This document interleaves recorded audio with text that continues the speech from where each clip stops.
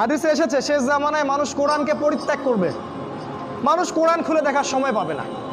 সারাদিন অনেক কিছু পড়বে, কোরআন খুলে গবেষণা করার সময় হবে না। দেখেন আপনার বাসায় কোরআন পড়ে আছে, সেই যে বাপ মারা গেছে ওই দিন খুলছিলেন, এখনও ওই ঘরেই পড়ে আছে। দেখেন, মিথ্যা কথা বলি নাকি আমি?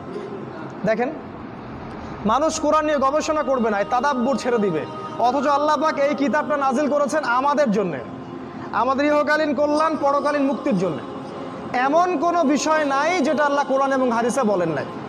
প্রত্যেকটা বিষয়, কেমনে খাবেন, কেমনে ঘুমাবেন, কিভাবে ইবাদত করবেন, কিভাবে দেশ চালাবেন, কেমন করে মুআমালাত করবেন, কেমন করে ব্যবসা করবেন, কিভাবে আপনি অর্থনীতি চালাবেন, প্রতিটা বিষয়ে আপনার কোরআন এবং সুন্নাহ আছে।